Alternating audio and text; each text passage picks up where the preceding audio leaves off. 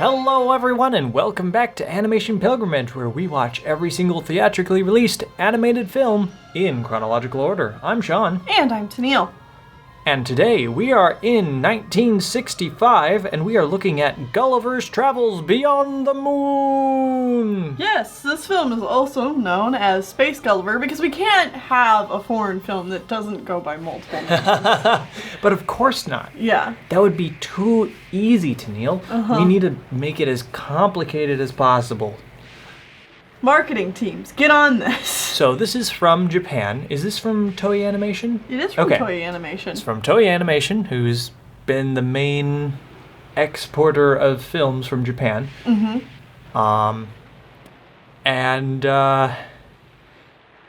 What are you to expect with a movie calling itself Gulliver's Travels Beyond the Moon?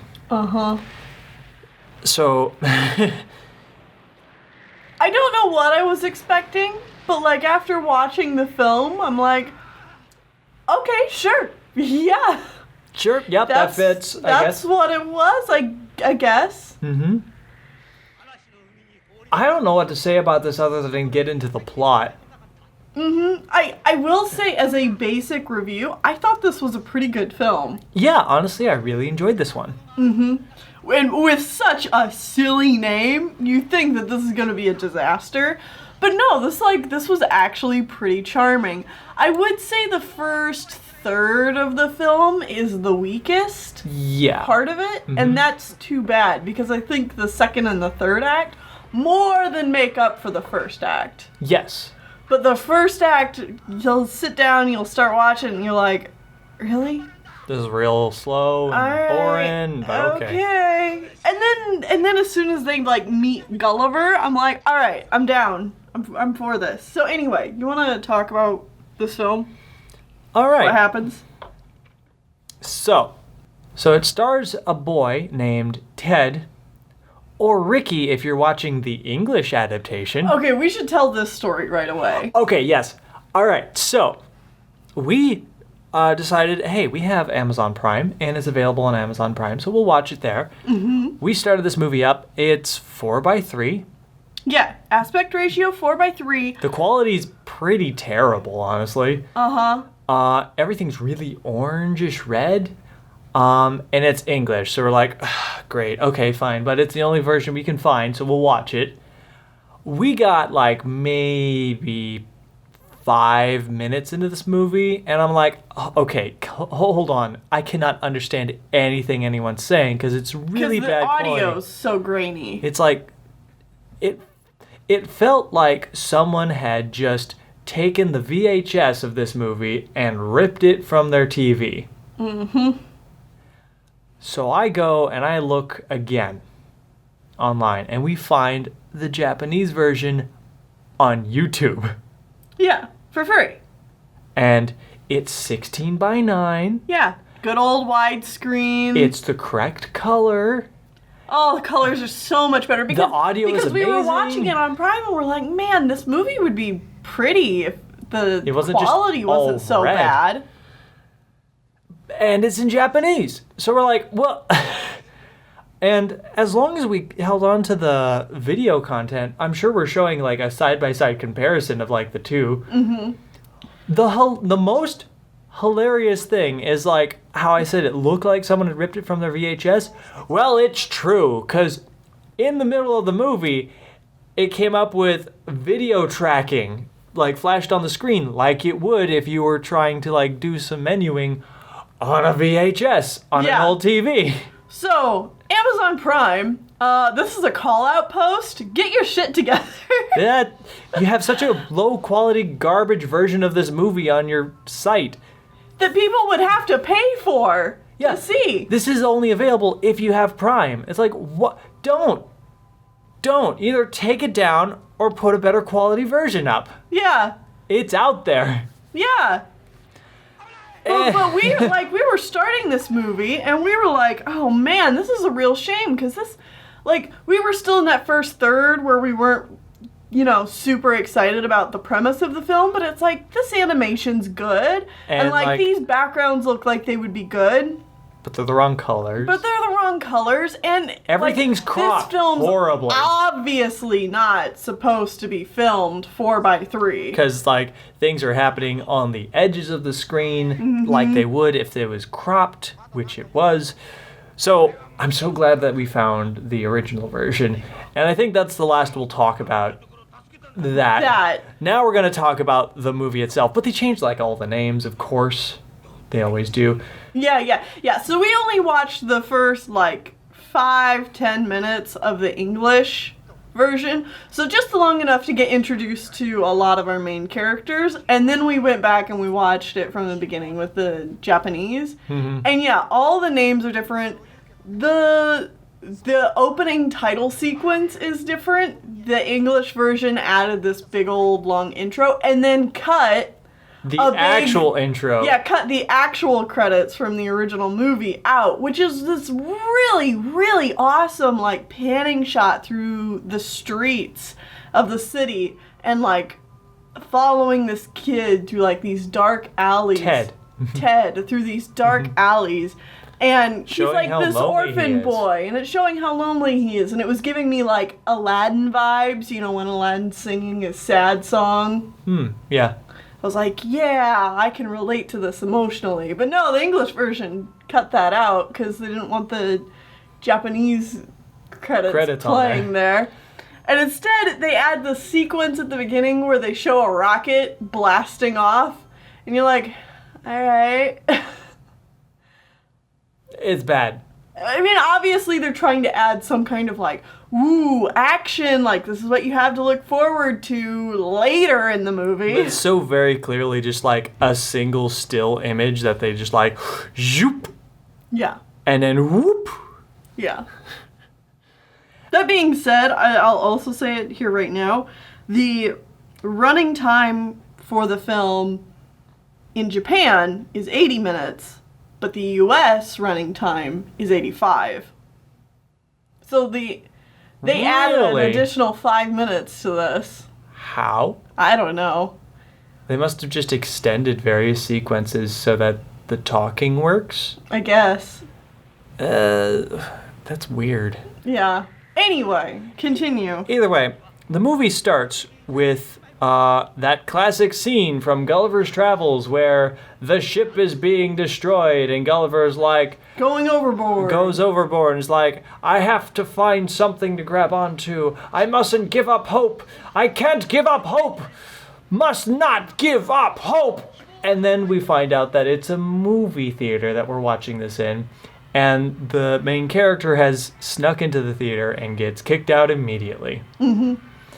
And that's all he sees of the movie. This scene was so visually similar to the Fleischer brothers animation of it that I was like, did we click on a movie thinking we were watching this movie, but instead we're watching Gulliver's Travels? So I don't know if that's an intentional homage, but it almost seems way too similar for it not to be.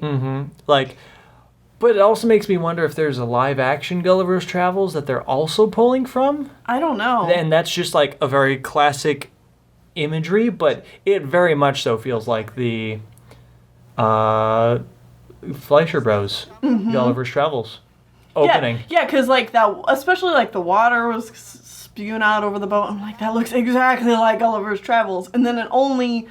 I only was reassured that it wasn't when we saw Gulliver himself, because it obviously was not a rotoscoped actor. Yes.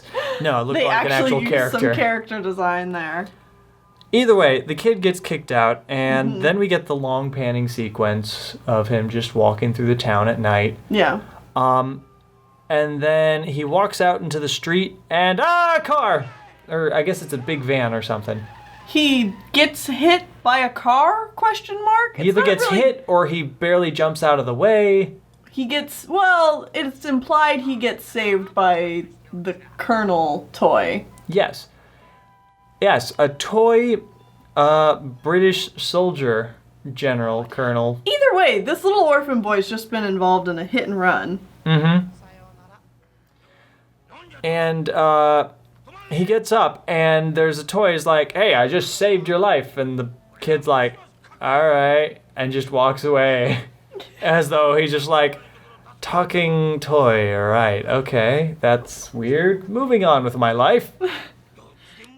But the general's like, no, come back and don't give up hope and stuff because that is going to be the message of this film, and we're going to make sure you know it before the first 5 minutes are up. Just a couple minutes later, there's also a dog. A dog that's introduced who got kicked out of the house nearby because it's just a random street dog as well. Mm-hmm. And the dog's name is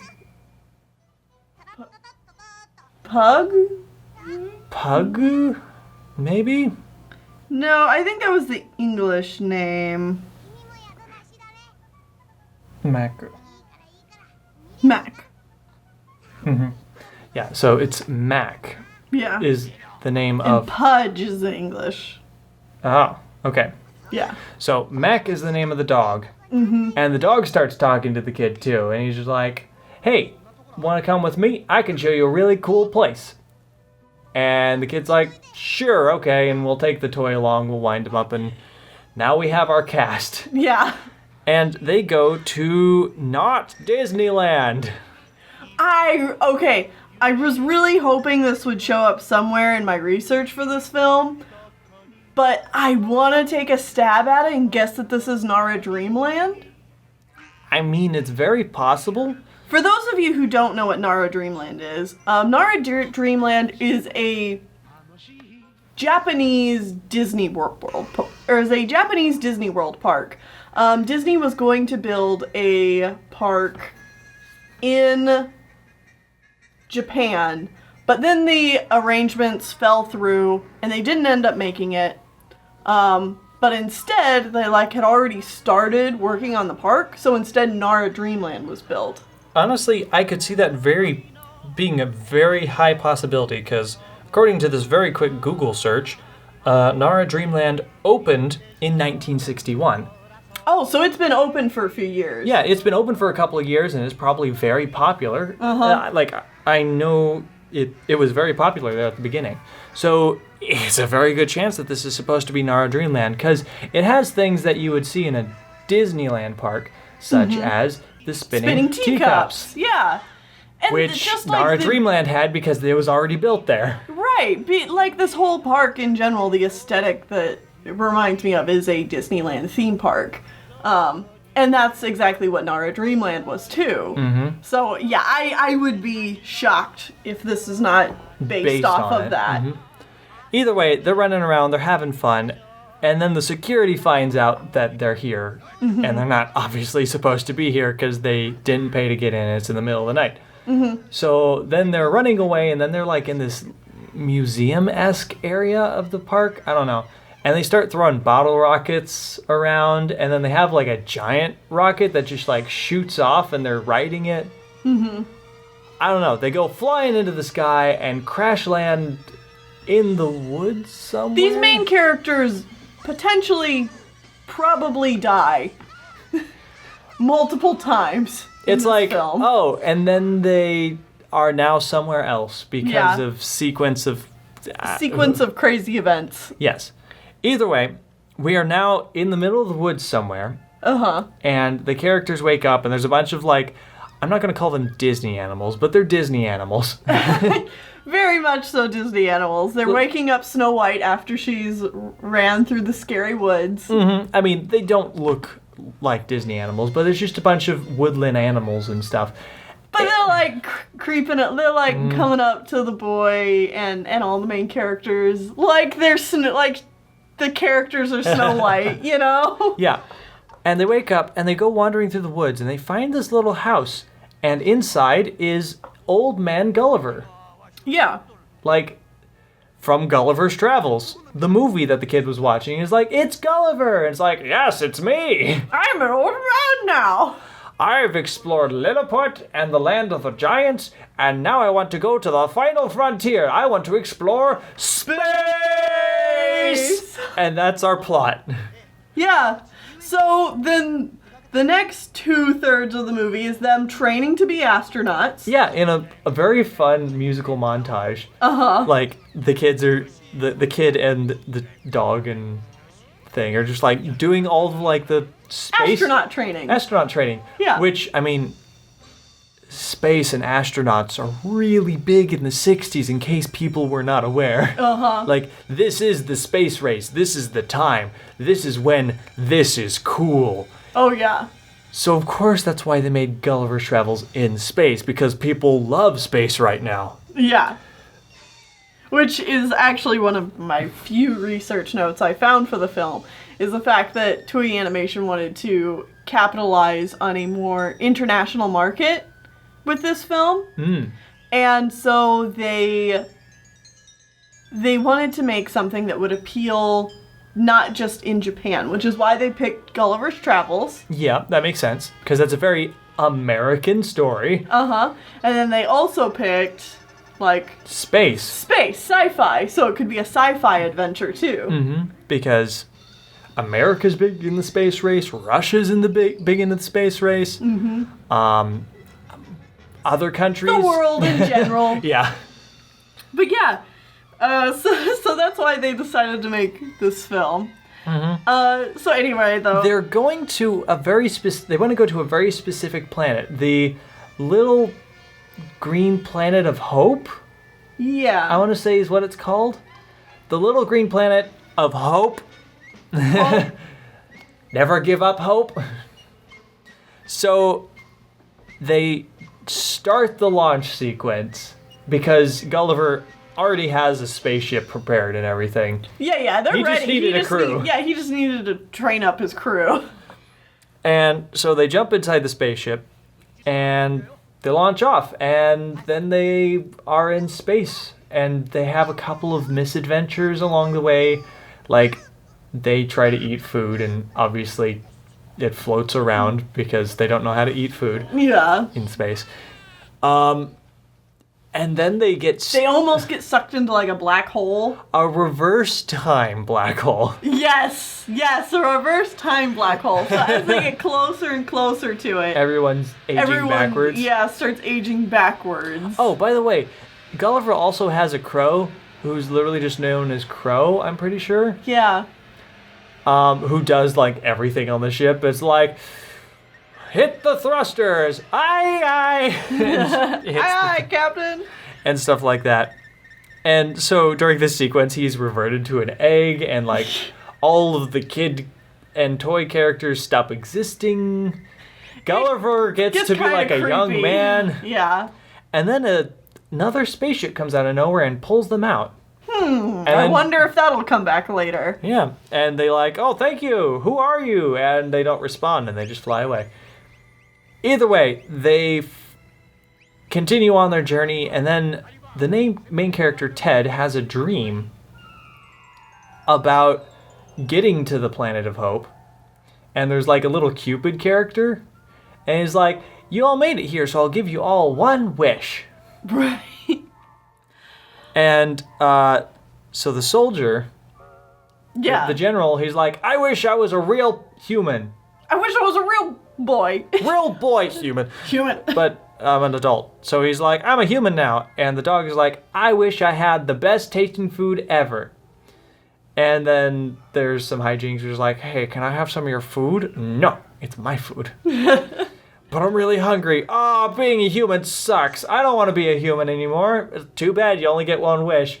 And Ted is like, you know what? I'll give up my Wish. so he can turn back into A toy. a toy. And he's like, oh, that's so kind of you. I'll turn him back and I'll give you an extra wish because you were so nice. And then he's like, oh, well, I don't know what to wish for. Doesn't he wish for something like he wishes everyone can be happy or something like that? Maybe? I honestly don't remember. But then he wakes up and Yeah. they're... It's just a dream to show how good our hero is. They wake up because they're almost to the planet of hope. And then more of those alien spaceships shows up and use their tractor beams and pull them down to the local planet because they're not allowed to go to the little star for reasons. And then they're thrown into these little contraptions, and they're like being... The last third of this movie is where it gets really weird, by the way. Yeah, so now we're on this planet with people that run around on, I'm going to call them cones that work like segways. It looks like a planet run by the robot, like just populated by the robot maid and the Jetsons. Yeah, honestly, yeah. It's like there's just a bunch of vaguely robot people that aren't robots because they don't refer to themselves as robots. Which was really confusing. Because they keep talking about how they made robots to help them out. Yeah, so the dilemma is that these people are actually have been kicked off of their planet, which is the little planet of hope. Little planet of hope. And so they're living on their moon. Or they're living on the planet they used to live on the moon. What?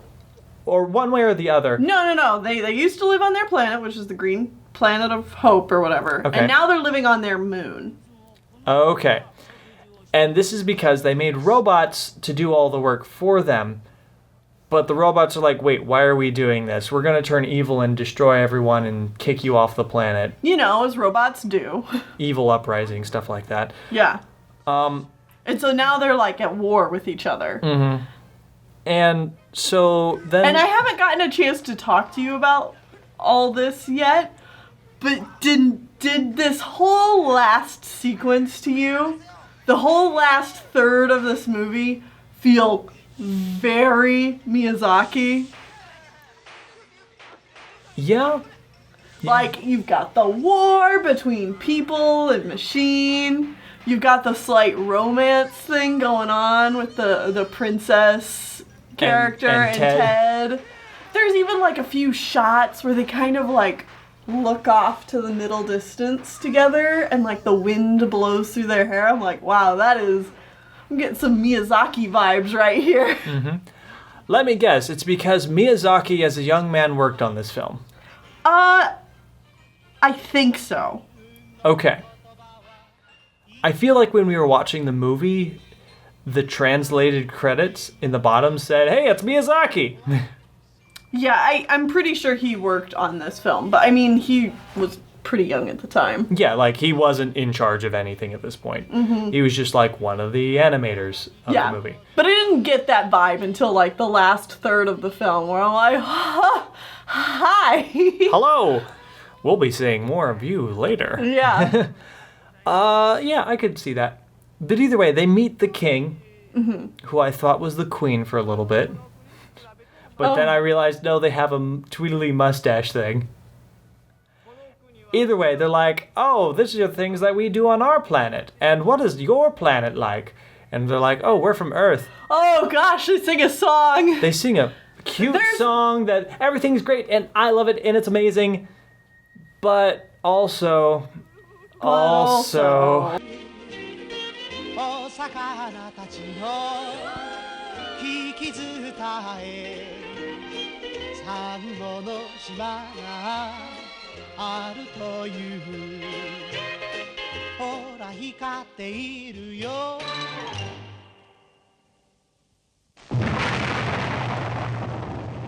でも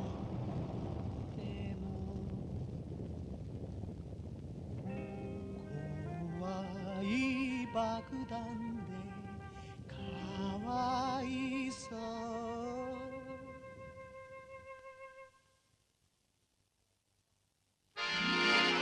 この葉が散って Things are sad. Holy cow, does this song give you whiplash? It's like, hey, these kids are in these little huts and it's great and they're having fun, staying warm. Also, they're orphans and they huddle close to stay warm in the cold, desolate earth.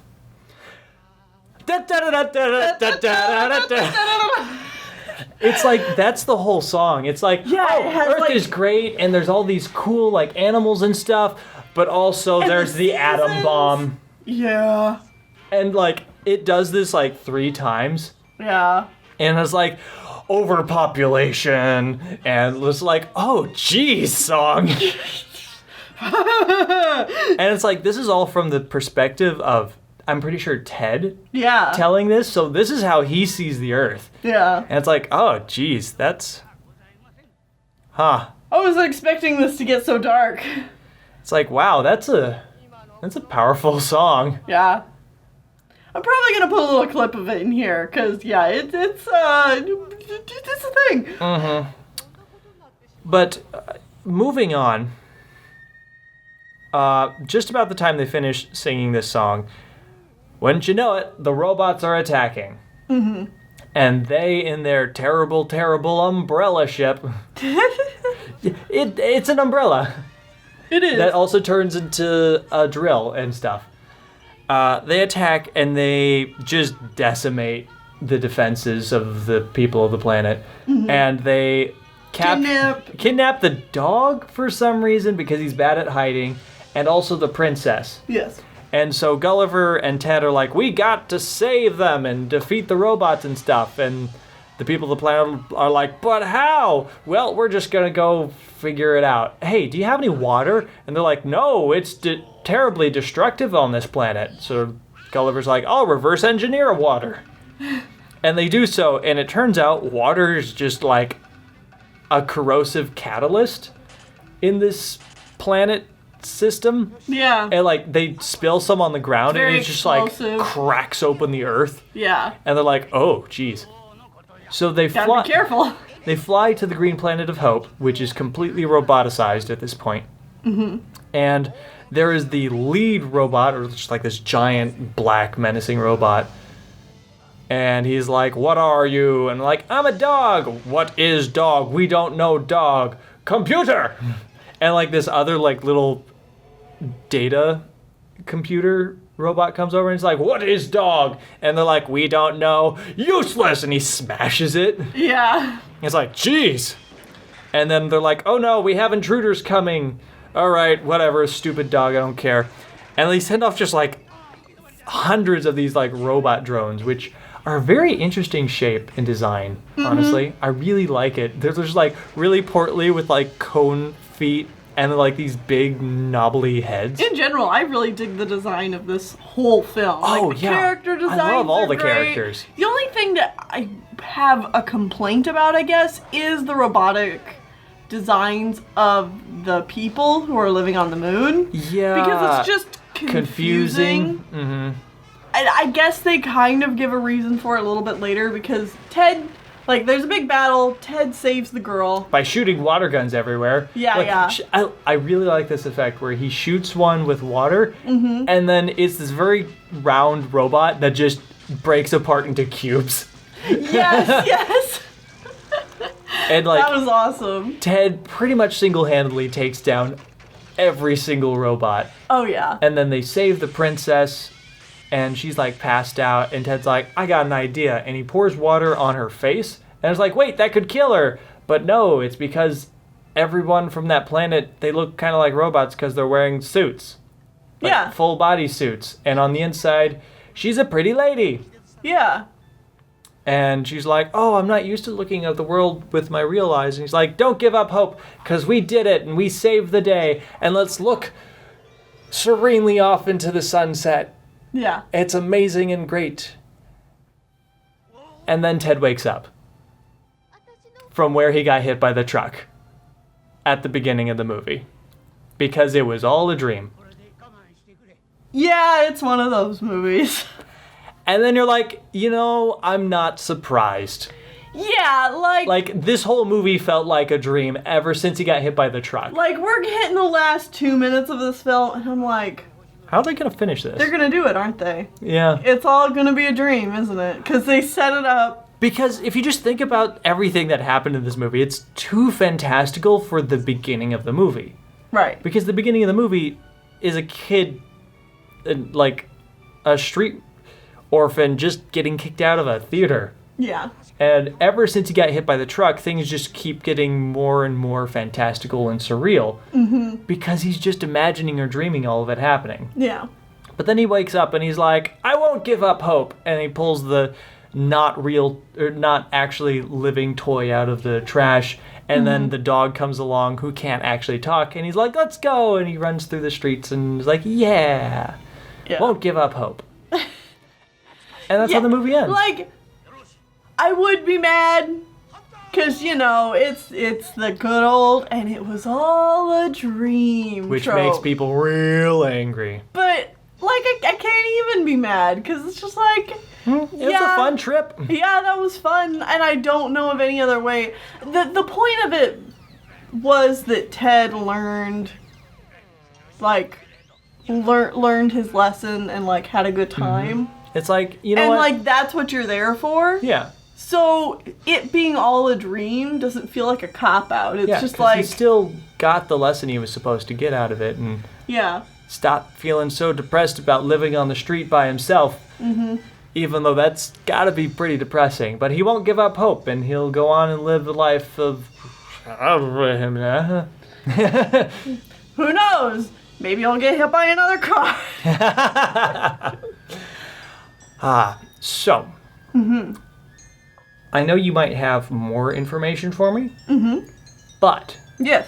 First, I want to make a declaration. Okay. A declaration about Japan, and probably Toei Animation specifically.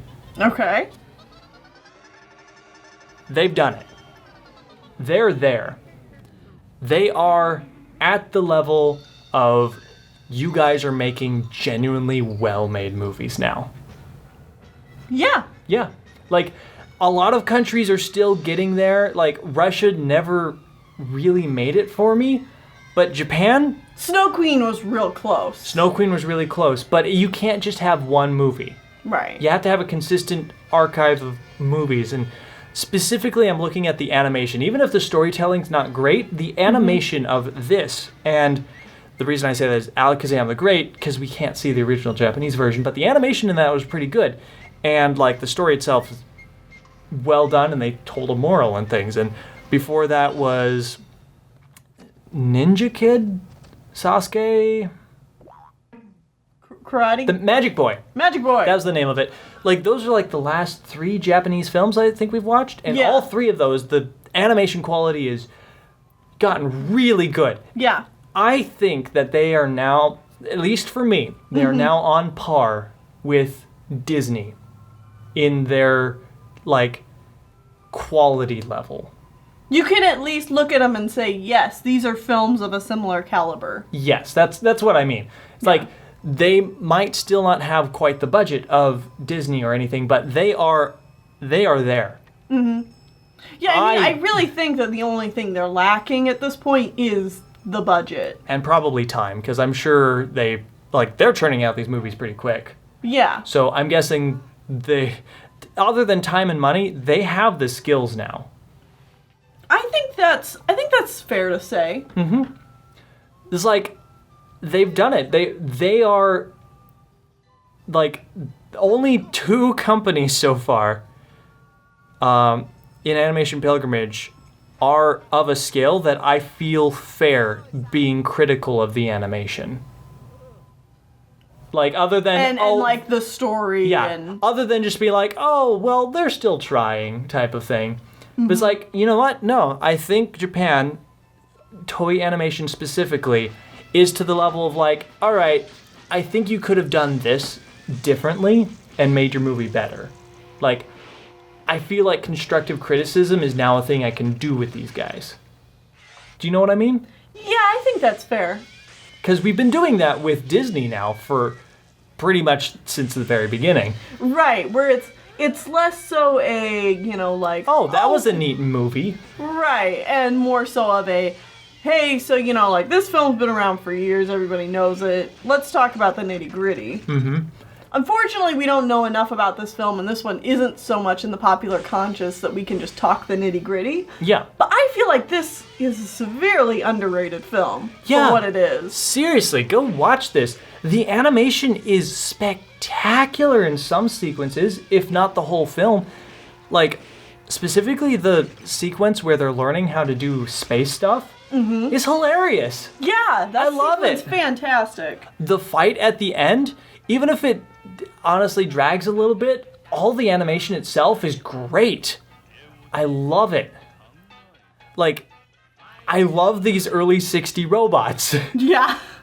Or I guess it's mid-60s robots, but they're just like super weird and clunky but also pretty intimidating and menacing at the same time. Mm-hmm. It works so well. Yeah, and everything that goes on in the last third of the film is so fantastical and fun and creative. Mm-hmm. Like, it's just a treat to look at.